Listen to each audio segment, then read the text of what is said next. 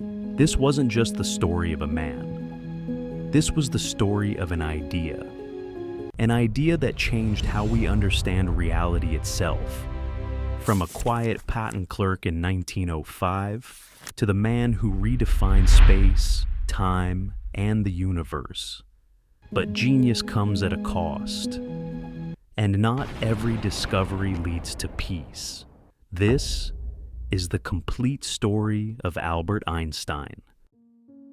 Albert Einstein was born on March 14th, 1879, in the city of Ulm, which is in southern Germany. At that time, Ulm was an important city in the Kingdom of Württemberg, a major part of Germany in the late 1800s. His father, Hermann Einstein, was an Ashkenazi Jew from a town called Buschau in Württemberg.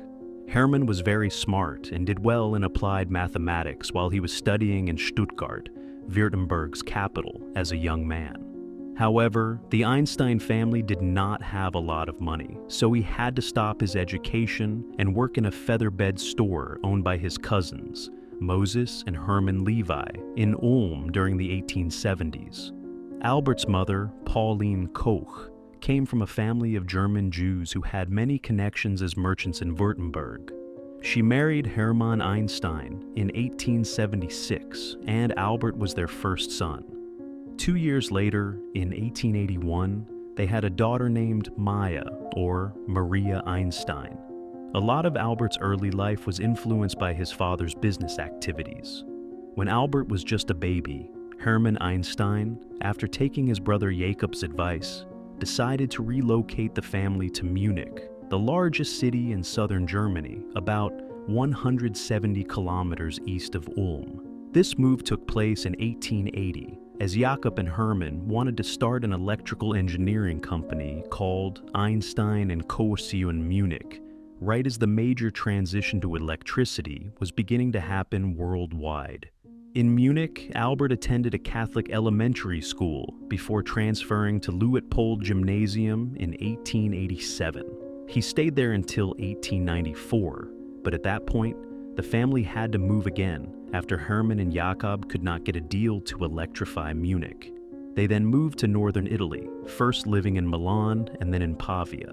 Albert stayed in Munich briefly to keep studying, but after a few months he became frustrated with the strict learning style at the gymnasium and convinced his parents and school officials to allow him to join them in Italy. Starting in 1894, Albert continued his schooling in Italy. He was already demonstrating a remarkable talent for science and mathematics, although his father wanted him to focus more on practical engineering to help out with the family business. During the summer of 1891 in Munich, he taught himself algebra and the advanced geometry of Euclid, an ancient Greek mathematician.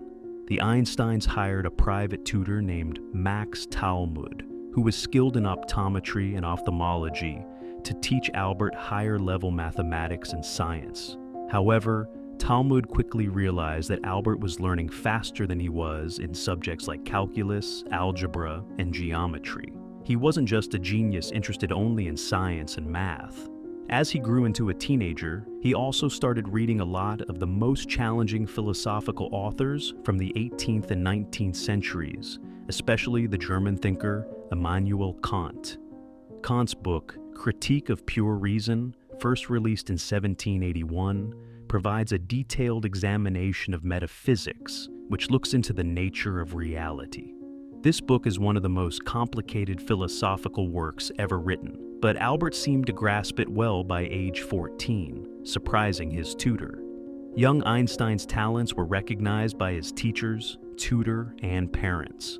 Soon after moving to Pavia, and after turning 16, he was sent to take the entrance tests at the Swiss Federal Polytechnic School in Zurich, a top school for science, math, and engineering.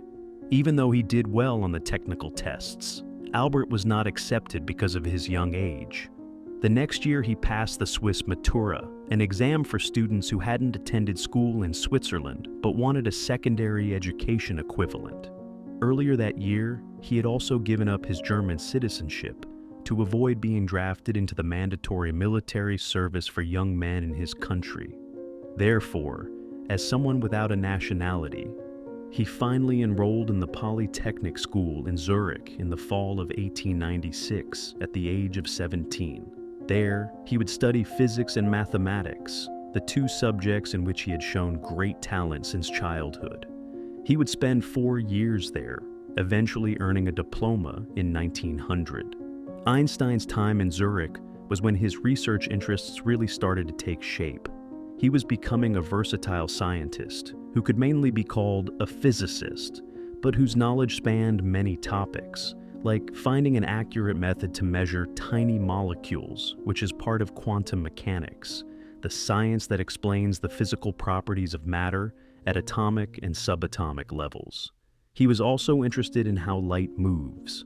When he began to research this complex topic in Zurich around the start of the 1900s, most scientists in Europe and North America believed that light traveled only in wave patterns. However, as would become clear later, Einstein wasn't convinced by this theory. He thought there was more complexity to how light traveled. These topics and others in advanced physics were central to Einstein's studies in his mid-20s. They became the basis of his doctoral dissertation, which he worked on part-time in the early 1900s and completed in 1905 in Zurich, called A New Determination of Molecular Dimensions. His studies in the early 1900s were clearly supported by Mileva Marić, a young Serbian who studied math and physics and began going to the Polytechnic school in Zurich around the same time Einstein started teaching there, after finishing first in his class in 1899. Marić was one of only 2 women studying at the school during that period. She and Einstein soon began a romantic relationship, and it is now believed that she helped with his research, though how much she contributed remains uncertain. Regardless, her own studies were interrupted in the summer of 1901 when she became pregnant. At that time, Marić and Einstein were not married, and having a child outside of marriage was still seen as shameful. It is thought that Mileva went back to Serbia to have the baby, whom they referred to as Lizerl, in their letters after her birth. It seems likely that she passed away since Marić and Einstein got married in January 1903. They later had 2 more children, a son named Hans Albert, who was born in the summer of 1904, and another son, Eduard, born in 1910. It may seem strange now, but Albert did not find it easy to get a teaching job right after finishing his diploma in Zurich in 1900. For the next year and a half, he tried unsuccessfully to get a junior faculty and research position at a university in Central Europe. In the meantime, he became a Swiss citizen in 1901, finally gaining nationality after being stateless for nearly 5 years. With his Swiss citizenship, a family friend from Polytechnic, Max Grossmann, helped him get a job at the Swiss Patent Office in Bern. In this role, Einstein worked as an assistant to a patent examiner. This meant that Albert was responsible for evaluating the worth of different inventions and devices submitted to the patent office by people hoping to protect their creations and ensure they receive financial rewards for their ideas. Einstein stayed in this job for several years, focusing on many types of inventions related to electrical conduction and mechanics. It has been suggested that this experience influenced Einstein's own research during his early career. While finishing his doctorate and working at the patent office in Bern during the early 1900s, Einstein was writing several papers to be published in Annalen der Physik, a major scientific journal for physics, which had been published in Germany since 1799. This eventually led to the publication of 4 distinct research papers in that journal in 1905. Each of these papers made significant contributions to different areas within the study of physics. Together, they have been seen as transforming how humans understand the tiny structures of the natural world and the rise of new physics.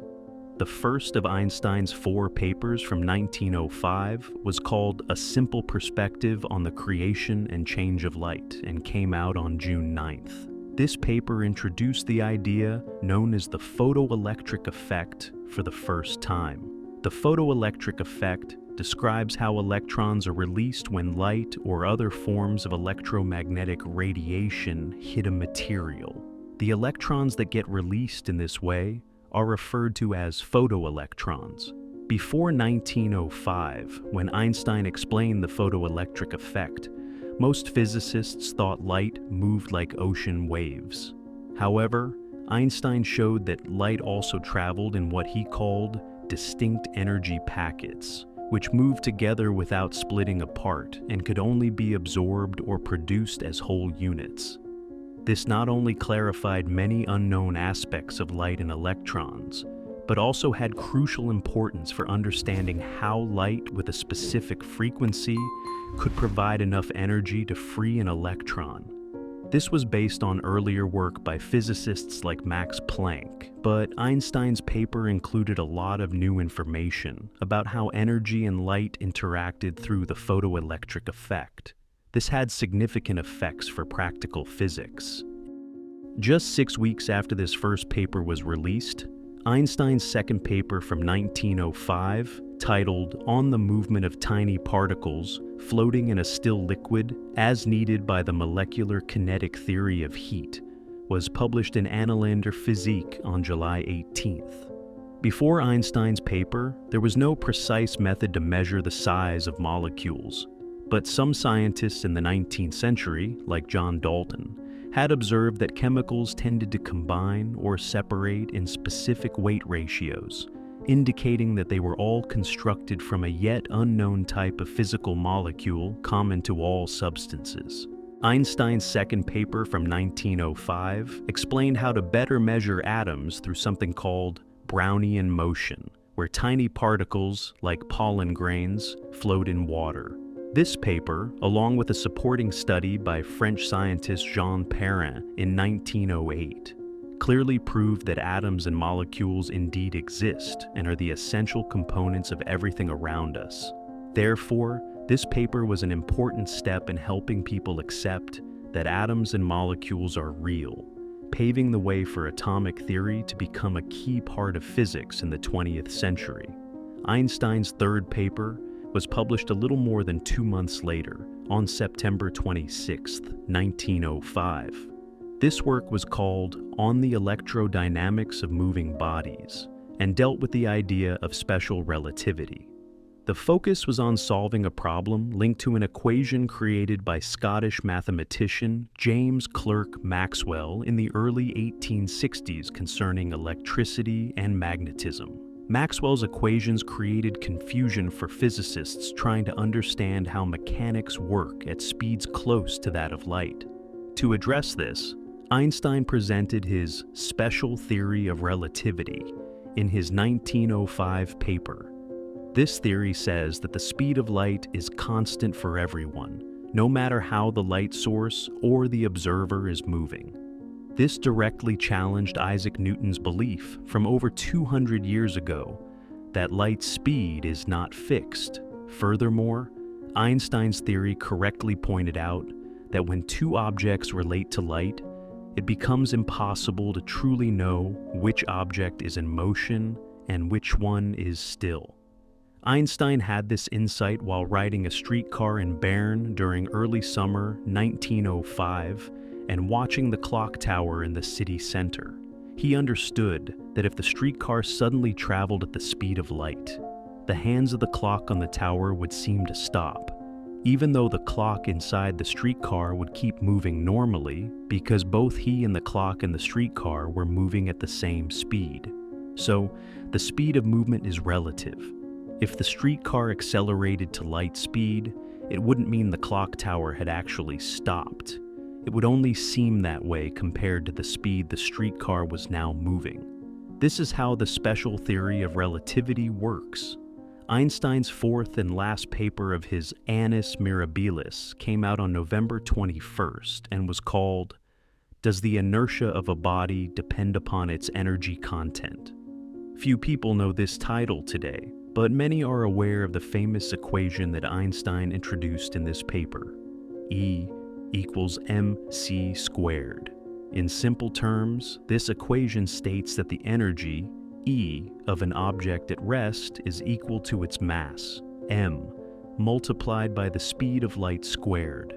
This equation demonstrated that a large particle has something called rest energy, which is different from its kinetic energy. This idea became known as mass-energy equivalence and shows how the rest energy of a particle, like the nucleus, can be so great that if the particle is disturbed enough, it can release a huge amount of light and heat energy. As we will observe, applying this equation had very harmful outcomes. In later years, Einstein came to regret this side of his work. Einstein's 4 papers that came out in 1905 were not just important discoveries in the small world of theoretical physics. His studies changed how science was applied to everyday life in the years that followed. For example, when you approach an automatic door today, and it opens for you, it happens because the sensors in the doorway react when the light beams, or photons, are blocked by a person walking by. The sensor then instructs the door to open. Einstein was the first to explain how photons function. Solar-powered calculators and street lamps that automatically turn on at night are just a few of the advancements that came from his research on light. The special theory of relativity eventually contributed to the creation of global positioning systems, or GPS. So, when you open Google Maps, it is, in part, working based on the research published in Einstein's remarkable papers. And when a nuclear power facility generates a lot of energy by using the energy located in the nucleus of an atom, they are relying on Einstein's findings about energy and mass equivalence in the equation E equals mc squared. Einstein's groundbreaking research, published in 1905, quickly caught the attention of the European scientific community, even though during that time, people still depended on physical copies of journals and spoken communication to share research. It took several years for the significance of his discoveries to be fully recognized across Europe. As this recognition grew, it changed his career. By 1908, he got a teaching job at the University of Bern and was able to leave his job at the patent office. The following year, he was given a new position in theoretical physics, specifically created at the University of Zurich. He stayed there for the next 2 years. During this period, he continued to improve some of the ideas he presented in his 1905 papers, while also starting to develop the theory of general relativity as a continuation of his work on special relativity. The general relativity theory states that the visible pull of gravity between two masses comes from the bending of space and time caused by those two masses. This research made significant early contributions to the study of black holes and different types of matter in the cosmos. In 1911, Einstein departed from Switzerland, where he had lived for more than 15 years, to accept a new job at Charles University in Prague. At that time, this university was the oldest in what is now the Czech Republic, but it was still part of the Austro-Hungarian Empire. Simultaneously, he was offered Austrian citizenship. Even though he stayed there for just over a year, he published more than 12 papers discussing issues like radiation mathematics, quantum theory, and gravity. Soon, however, another opportunity brought him back to Switzerland. He received an invitation to teach at his former school, the Polytechnic school in Zurich. By the summer of 1912, he was there and spent the next year giving lectures to students who were becoming more aware of the rising prominence of the German physicist, while also delving into subjects related to gravity and molecular heat. Much of his research was conducted alongside Marcel Grossmann, a Swiss colleague who had studied at the Polytechnic with Einstein in the late 1890s, and whose family had helped him secure his earlier job at the Bern Patent Office. In the spring of 1913, less than a year after starting his job in Zurich, Einstein was visited in Switzerland by Max Planck and Walter Nernst, two leading scientists of the time. Both were based in Berlin, and traveled to Zurich to persuade Einstein to return to his homeland for a role at the University of Berlin. This new position included automatic membership in the Prussian Academy of Sciences, along with a role as the head of the Kaiser Wilhelm Institute for Physics. This would let Einstein focus on his research and build a team of researchers around him. The offer was too good to pass up, especially since it meant he could be near his cousin, Elsa, who lived in Germany, and with whom Einstein had started communicating regularly since the spring of 1912. Therefore, early in 1914, Albert moved to Berlin. His first wife, Mileva, initially agreed to join him, along with their 2 sons, but she quickly felt unhappy in Berlin, suspecting that Albert was growing closer to his cousin. Just shortly after, she decided to return to Zurich with their children. They remained apart until 1919, when they finalized their divorce, after which Einstein married Elsa.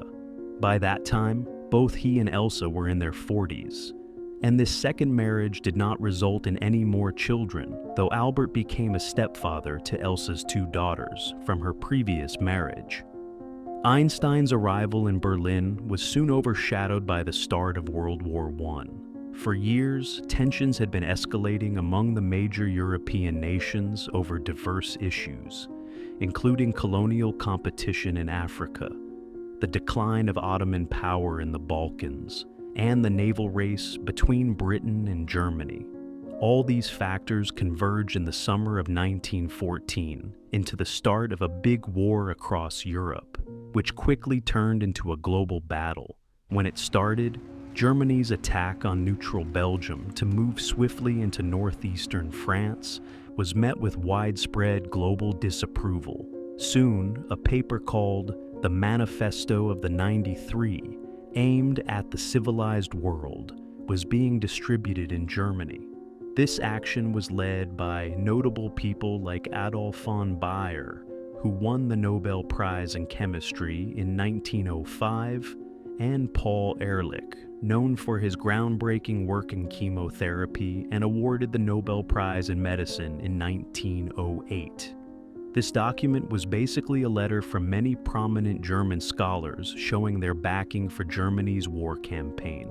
Einstein, who was always against violence, chose not to sign it and, along with a few other German scholars, created the Manifesto to the Europeans. This document conveyed the notion that Europe could unite through its shared culture to bring peace. The war ended quickly. Sadly, their dreams were shattered, and the conflict continued for 4 more years of endless battles, followed by additional years of revolutions and civil wars throughout much of the continent. Despite the ongoing war, Einstein started new research in Berlin from 1915 as the initial shock of the war began to fade. However, the Kaiser Wilhelm Institute was not finally created in Berlin until 1917, with Einstein as its first director. The war effort caused various funding and administrative delays that postponed its opening. He would lead the institute for the following 16 years. During this time, in 1916, he became a member of the German Physical Society, founded in 1845 and recognized as the oldest significant group of physicists in the world. In the upcoming years, he would also receive international honors, such as joining the Royal Netherlands Academy of Arts and Sciences in 1920, and being accepted as a foreign member in 1921 to the Royal Society, which is often seen as the most prestigious science organization and has roots going back to 1660 when it was established in London. Apart from these accolades, Einstein made significant advances in his research during the mid-1910s. For example, in 1916, he theorized about the existence of gravitational waves, which are like ripples that occur in the fabric of space-time. These waves could not be detected with the technology available in the early 1900s. But in 2016, exactly 100 years later, American scientists finally confirmed their existence. He was also starting to theorize about what we currently call black holes, places in space where gravity is so intense that nothing, not even light or particles, can escape, and they warp space and time. Similar to many other topics, his pioneering research on black holes opened the door for many future scientists to explore the fundamental elements of the universe in the later 20th century. He might, however, also be wrong. In 1917, he started to develop what he called the cosmological constant, a concept that assumed the universe was unchanging. Years later, when American astronomer Edwin Hubble found that galaxies were moving away from each other, Einstein understood that his previous idea of the cosmological constant was wrong, and he called it his, as he put it, greatest mistake in his whole career. Despite this, his other significant research work during the war times was anything but a mistake. Einstein had been studying the idea of relativity for more than 10 years, and his famous paper on special relativity was published in 1905. However, it wasn't until the middle of the 1910s that he started to wrap up his research on general relativity. The general theory of relativity is explained as a geometric theory of gravity. This concept went far beyond Newton's understanding of gravity, providing an explanation for gravitational forces and the complex nature of geometric gravity as it relates to the entire universe, not just the individual planets. There is an ongoing discussion about who first developed the general theory of relativity. Around the same time, the German mathematician David Hilbert reached nearly the same results as Einstein did in the mid-1910s. Both Einstein and Hilbert communicated with each other. Einstein even visited the University of Göttingen, where Hilbert was a faculty member, in 1915 to give lectures on his research. It seems clear that Einstein and Hilbert influenced one another enough that they both reached the same conclusions about general relativity just days apart in the winter of 1915. By the end of 1918, Europe and the world were starting to recover from the First World War. Although in places like Russia, Hungary, and Ireland, the war ended with the beginning of harsh civil wars that were worse than the war itself. Nevertheless, as some form of normal life returned, academic discussions fully resumed and research began to spread widely once again. Therefore, the work that Einstein and Hilbert did on the general theory of relativity reached a larger audience among physicists in Europe and America. As it gained attention, more and more people began to recognize how groundbreaking their research was. Then, in the summer of 1919, Sir Arthur Eddington, an English astronomer and mathematician, confirmed the theory's accuracy during a solar eclipse. This time, the popular newspapers highlighted the story, announcing that Einstein's theory had replaced Isaac Newton's model of the universe, which had been established nearly 250 years before. With all of this in mind, it's not surprising that, in 1921, the Nobel Foundation in Stockholm chose to give Einstein the Nobel Prize in Physics. They specifically mentioned his work on the photoelectric effect in his 1905 paper, but they could have just as easily awarded him for a variety of other research findings from the previous 15 years. Winning the Nobel Prize in 1921, combined with the world opening up during the flourishing years of the 1920s after years of war and social unrest, led Einstein and his new wife Elsa to decide to travel internationally. In early April 1921, they arrived in New York City, where the couple was welcomed by Mayor John Francis Hylan and a group of prominent leaders from the Jewish community. Several weeks followed, filled with talks and events, especially at Columbia University in New York and Princeton University in New Jersey. Later that month, Einstein had a meeting with President Warren Harding at the White House. After that, they set off on a trip across the Pacific to Japan, followed by Singapore and India before arriving in the Middle East. Here, Einstein visited Palestine, which was under British control after the First World War, where the Jewish Zionist movement was trying to create a new homeland for Jews from all over the world after being dispersed for centuries.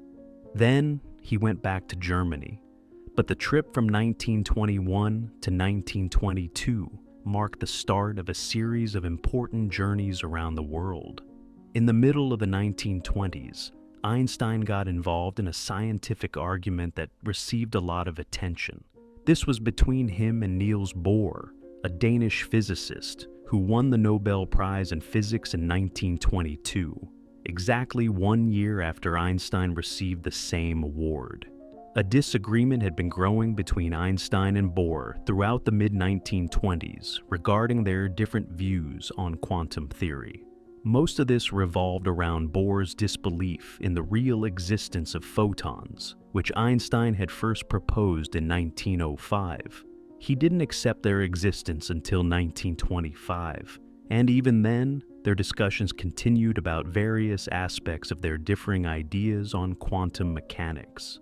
Debates took place in London and other places between 1922 and 1925, but they reached a peak during a famous academic argument in 1927 at the Fifth Solvay Conference held at the International Solvay Institutes of Physics and Chemistry in Brussels.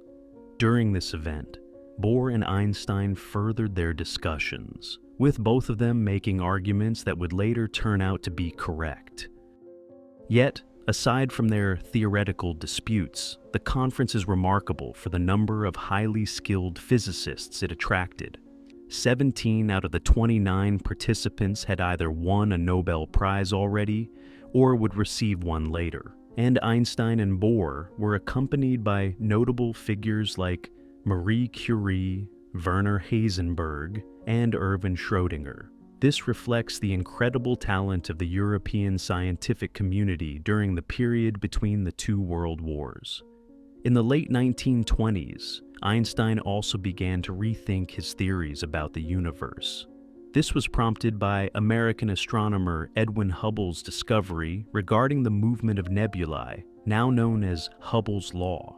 This law indicates that galaxies are moving away from Earth at speeds that relate to how far they are from the Milky Way. These speeds increase, meaning that the farther a cosmic body is from the Earth, the faster it moves away from it. These discoveries, released in 1929, led Einstein to let go of his then current view of the universe, known as the cosmological constant. This theory suggested that the universe was mostly unchanging as it expanded, meaning the cosmos had been growing since the Big Bang at a fairly steady pace.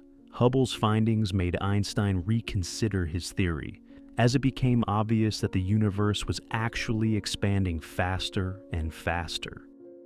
Hubble's discovery also played a role in Einstein deciding to travel to the United States in December 1930. He aimed to meet Hubble and express his appreciation for his work, which he did in 1931. Nevertheless, this trip is mainly remembered for Einstein's visit to California. The main reason for the trip was to hold a 2-month visiting fellowship at what is now called Caltech. While in California, Einstein seriously noted that science could potentially cause as much or even more damage than it could do good for humanity. This comment likely referred to the growing use of technology in warfare, something Einstein, who was a pacifist, found deeply troubling. His dislike for the increasing militarism of the 1930s helped him connect with writer Upton Sinclair and actor Charlie Chaplin, both of whom he met in Los Angeles and who were also outspoken pacifists.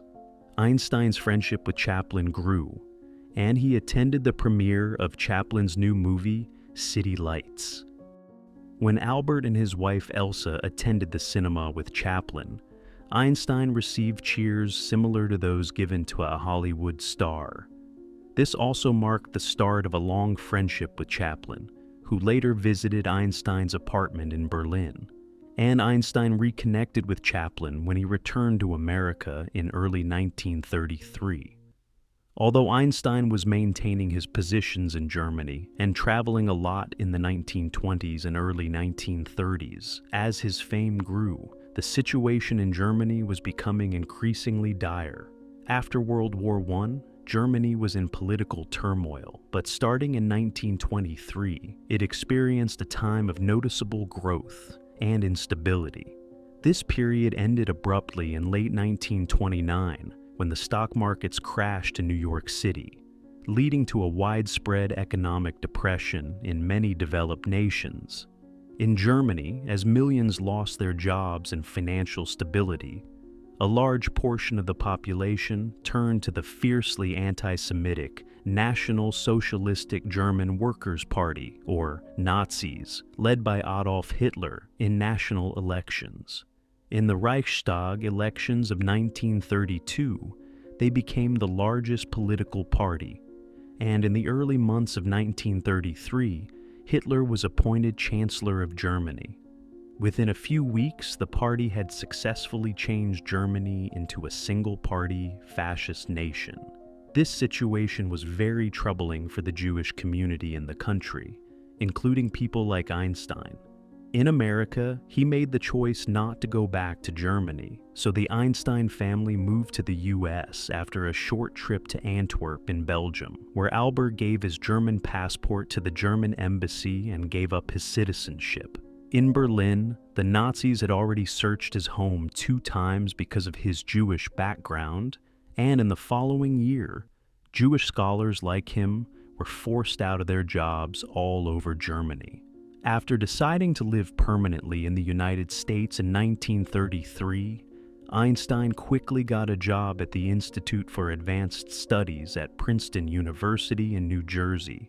This would be the place where he spent most of his career, and apart from a leadership position at Brandeis University in Massachusetts during the mid-1940s, he was mostly connected with Princeton for the rest of his life. In the middle to late 1930s, Einstein did some important work on the East Coast of America. One major project came from his partnership with Nathan Rosen, a Jewish-American physicist. Together, Einstein and Rosen created a model of what a wormhole could look like. Wormholes are theoretical structures that might link different locations in space-time. At the time, they introduced their theoretical wormhole bridge. It was an innovative idea. However, it has since become a key part of theoretical discussions about space travel and a common theme in science fiction from the 1950s onward. While Einstein was teaching in the US during the 1930s, significant changes were happening back in Germany that would soon affect the whole world.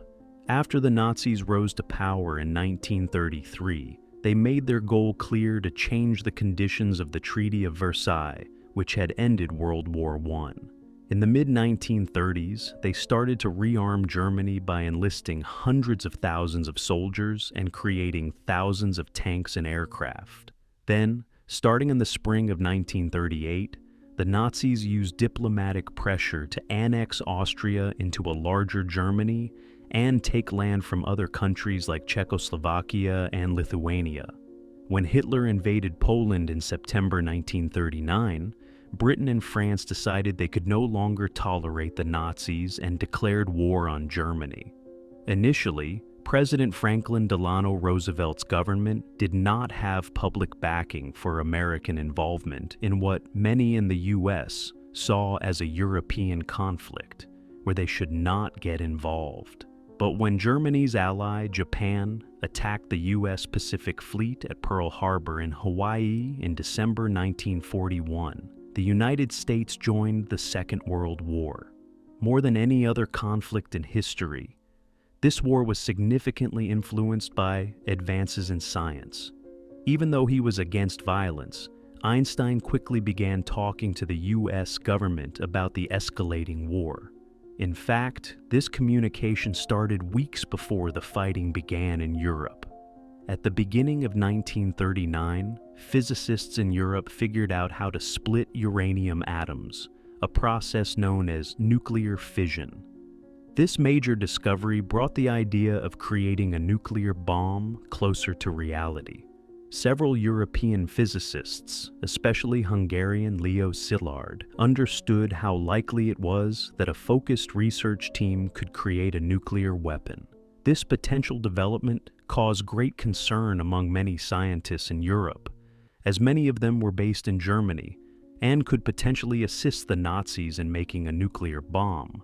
Hitler and his associates would not hesitate to use such a bomb as a regular weapon, despite its terrifying potential to cause massive loss of life.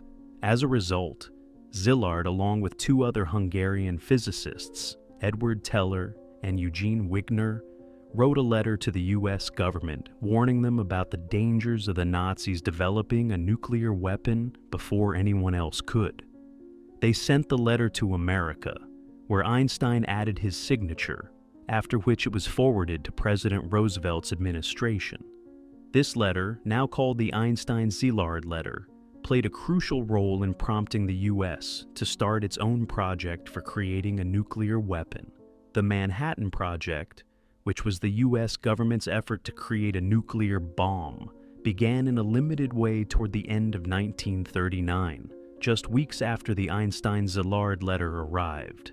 This went against Einstein's pacifist beliefs, but the fear that the Nazis might develop such a weapon before the US forced him to alert the government about this threat. Regardless, he thought all forms of war were harmful and should be opposed by everyone in society today. Thus, he did not participate directly in the Manhattan Project. Instead, it was led by Robert Oppenheimer, an American physicist.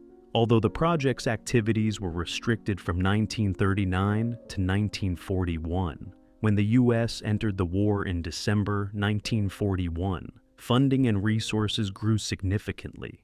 This increase happened especially as it became clear that the Nazis were indeed trying to create advanced weapons, including a nuclear bomb, in various locations across Europe, particularly in Norway, where a special substance known as heavy water was being produced. Heavy water is a type of hydrogen with different nuclear characteristics that could potentially be used to build a nuclear weapon.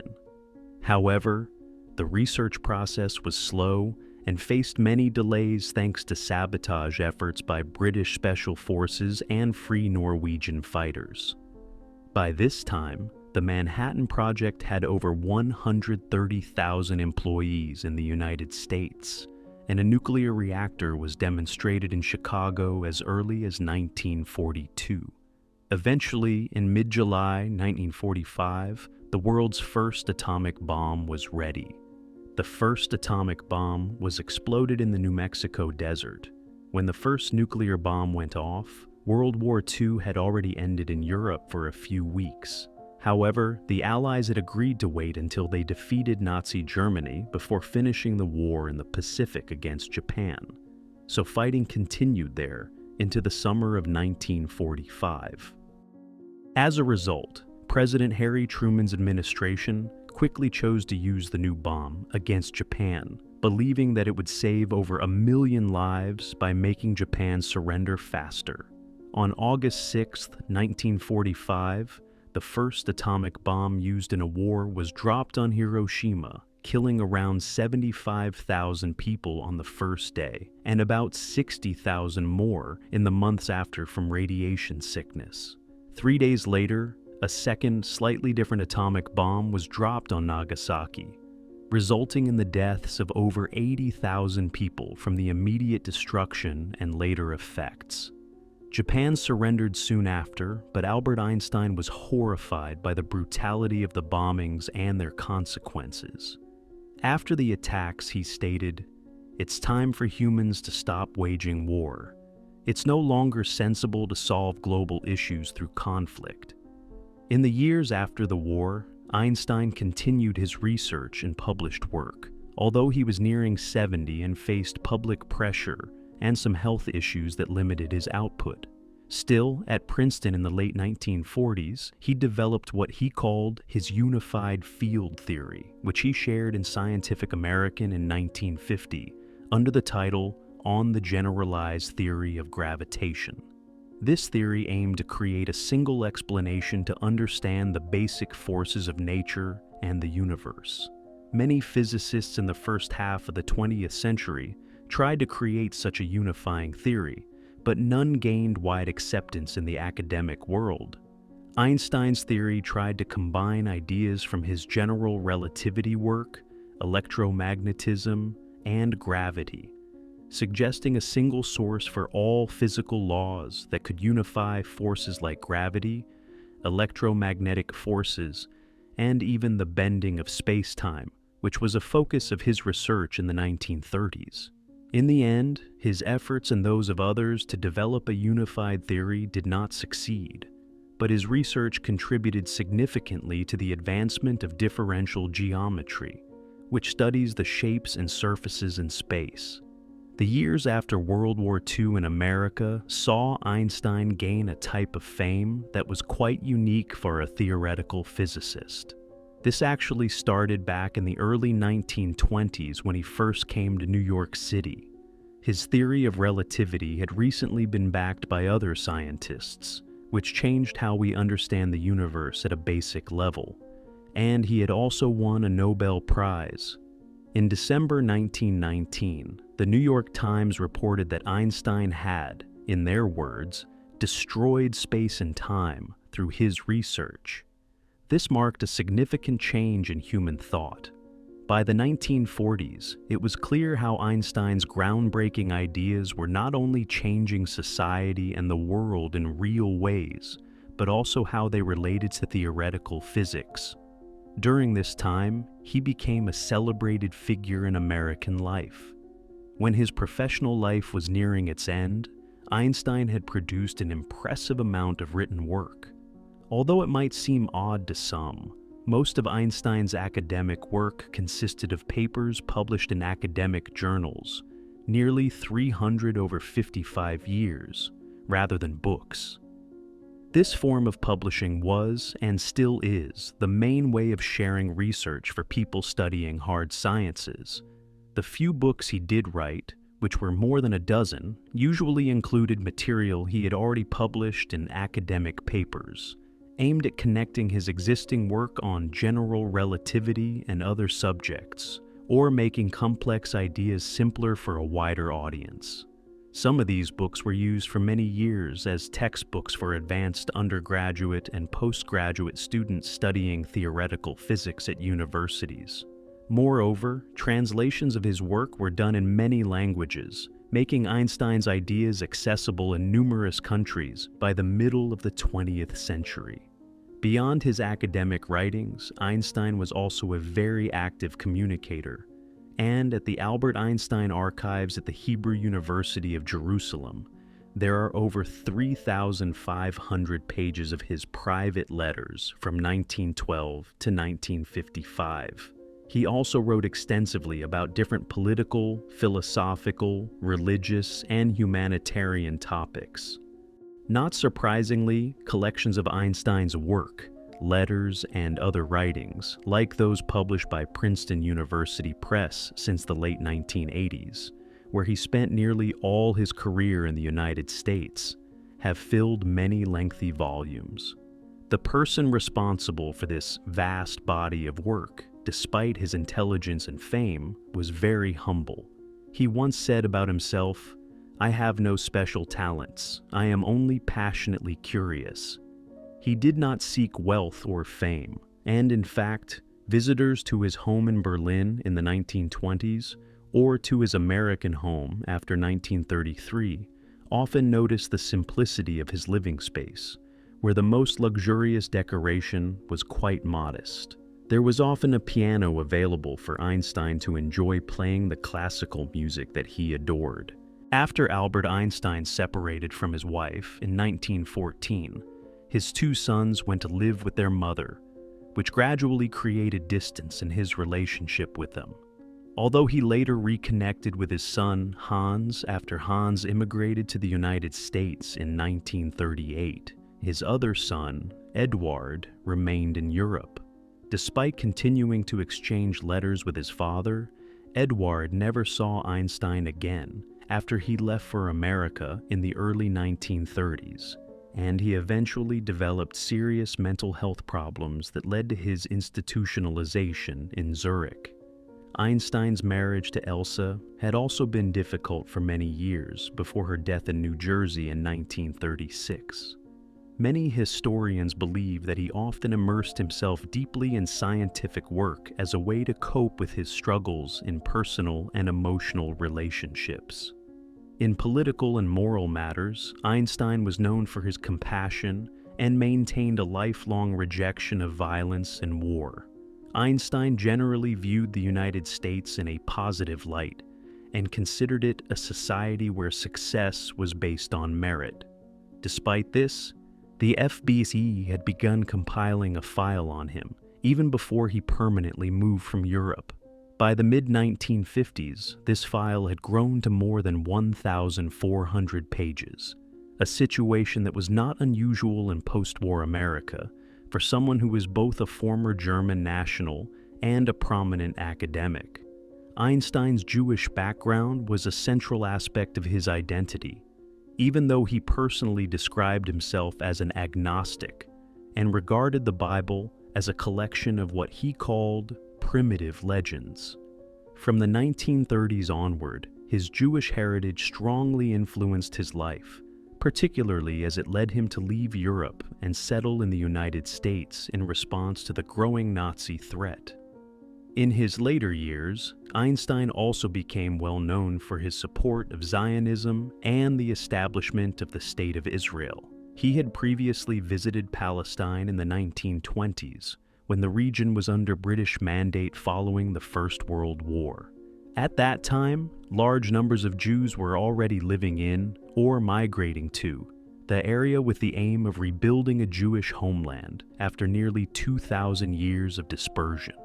In 1925, Einstein agreed to serve as one of the original members of the Board of Governors of the Hebrew University of Jerusalem when the institution was founded. Then, after the Second World War, many Jewish people in Europe who survived the Holocaust, caused by the Nazis during the war, moved to the Holy Land. When the British control of that area ended in March 1948, the Jewish community proclaimed a new country called Israel for Jews in the Levant. In 1952, Einstein was offered the honorary role of President of Israel, but he turned it down because he was too old and couldn't leave the United States at that time. Einstein continued to support the Zionist movement until he died, but one might question how the pacifist side of him viewed the Israeli nation as it got involved in ongoing conflicts with its Muslim neighbors, starting from the Suez Crisis in 1956. Not long after the Second World War ended, he started to experience problems with an abdominal aortic aneurysm, which is an enlargement of the main artery in the abdomen. This issue can get blocked, like any part of the blood circulation system, due to factors like high blood pressure, high cholesterol, and smoking. Einstein successfully had surgery in 1948 to reinforce the wall of the aorta, but even after he changed his lifestyle, including becoming a vegetarian, the problem returned in early 1955 when the aorta burst, leading to internal bleeding. He was taken to the hospital on April 17th, but he declined emergency surgery to try to stop the bleeding, believing that it was better to face death with dignity when one's time comes. He passed away the next day, on April 18, 1955, at the age of 76. The surgeon who performed his autopsy later took Einstein's brain for scientific examination, though this was done without his family's permission. It was cut up for study, and today, some parts are displayed at the National Museum of Health and Medicine in Washington, D.C., while other sections were shown at the Mutter Museum in Philadelphia in 2013. His body was cremated soon after he died in New Jersey, and his ashes were quietly scattered in a private location. In the end, Albert Einstein's legacy extended far beyond his scientific achievements. He was not only a revolutionary physicist who reshaped humanity's understanding of space, time, and energy, but also a thinker deeply concerned with moral responsibility, peace, and the future of human civilization. His life reflected a constant tension between intellectual brilliance and personal complexity, between scientific certainty and philosophical doubt. Decades after his death, Einstein remains a symbol of human curiosity and creativity, reminding the world that the pursuit of knowledge carries both profound power and enduring responsibility. I hope you found this video helpful and inspiring. If you enjoyed it, don't forget to give it a thumbs up and subscribe for more content like this. Share your thoughts in the comments below, and let me know what topics you'd like to see next. Thank you for watching.